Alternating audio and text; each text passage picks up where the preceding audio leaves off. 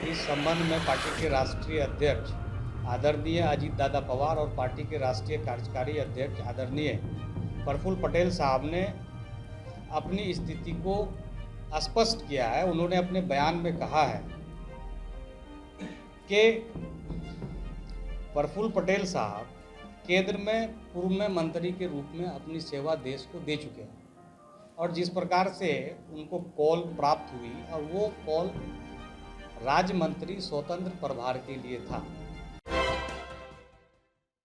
नमस्कार, देख रहे हैं आप सभी पोस्ट लाइव और मैं हूं आपके साथ पूजा शर्मा। एनसीपी अजीत पवार गुट के बिहार प्रदेश अध्यक्ष राहत कादरी ने प्रेस वार्ता के जरिए प्रधानमंत्री नरेंद्र मोदी को बधाई एवं शुभकामनाएं दी है। तीसरी बार प्रधानमंत्री बनाए जाने पर उन्हें बधाई देते हुए नजर आए हैं, तो साथ ही साथ बड़ा खुलासा करते हुए नजर आ रहे हैं राहत कादरी। आपको बताते चले कि उन्होंने कहा कि एनडीए ने हमें ऑफर दिया था, कैबिनेट में हमें जगह भी मिल रही थी, लेकिन हमारे जो सुप्रीमो है अजीत पवार, उन्होंने मना कर दिया है। इसी के साथ साथ विधानसभा चुनाव को लेकर भी बड़ा बयान देते हुए नजर आए और कहते हुए नजर आए कि 243 सीटों पर जो हमारी तैयारी है वो तैयारी पूरी है। इसी के साथ साथ एनसीपी अजीत पवार गुट के बिहार प्रदेश अध्यक्ष राहत कादरी क्या कुछ कहते हुए नजर आ रहे हैं, हम छोड़े जाते हैं आपको उनके बातों के साथ। इस संबंध में पार्टी के राष्ट्रीय अध्यक्ष आदरणीय अजीत दादा पवार और पार्टी के राष्ट्रीय कार्यकारी अध्यक्ष आदरणीय प्रफुल्ल पटेल साहब ने अपनी स्थिति को स्पष्ट किया है। उन्होंने अपने बयान में कहा है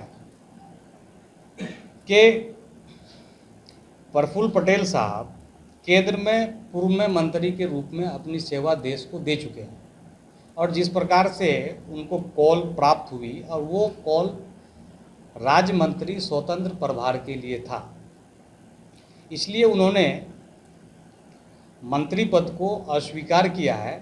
और ये नहीं है कि राष्ट्रवादी कांग्रेस पार्टी का मोदी सरकार को समर्थन नहीं है।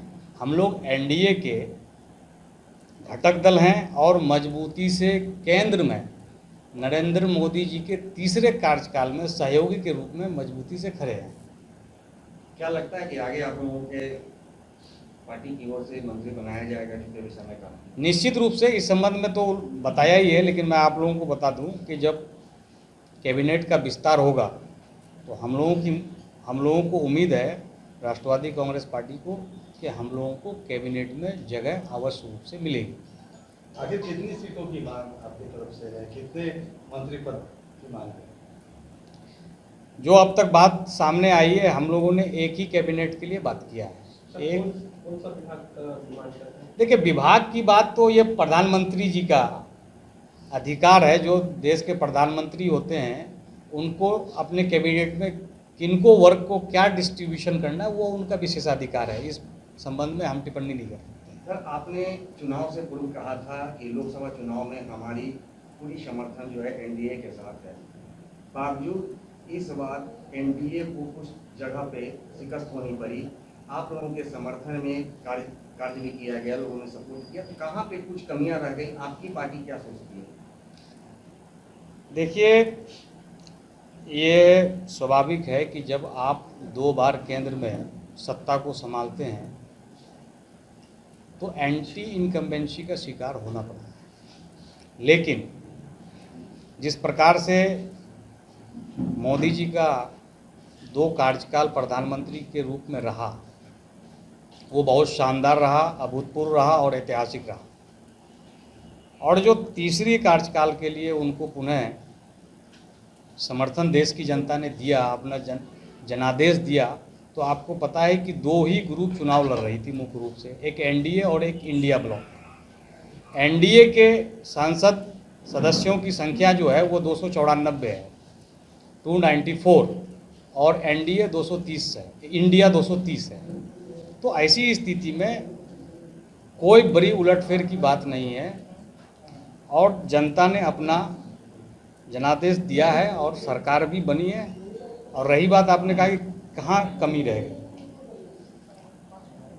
जिस प्रकार से इंडिया गठबंधन के लोगों ने, नेताओं ने आम जनता के बीच में संविधान को बदलने के लिए भ्रामक प्रचार प्रसार करने का काम किया।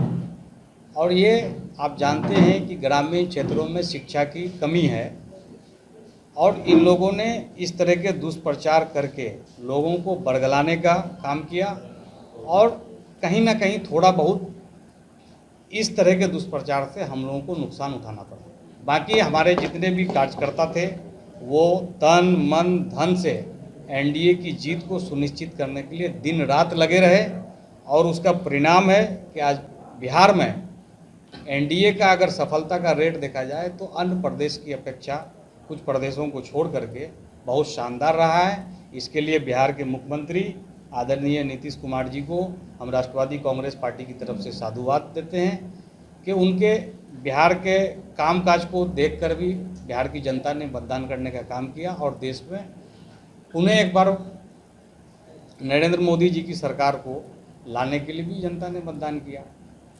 मनाया गया है। इस अवसर पर हम समस्त प्रदेशवासियों को राष्ट्रवादी कांग्रेस पार्टी की तरफ से हार्दिक शुभकामनाएं प्रेषित करता हूं।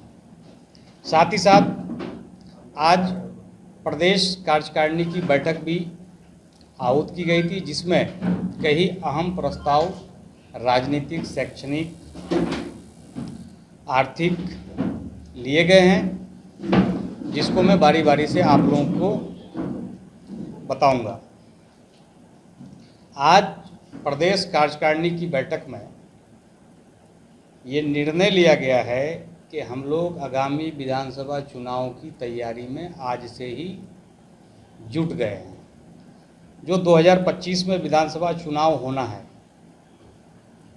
हम लोग 243 सीटों पर अपनी तैयारी शुरू कर दिए हैं और ये आप लोग जानते हैं कि केंद्र में हम लोग एनडीए का घटक दल के रूप में कार्य कर रहे हैं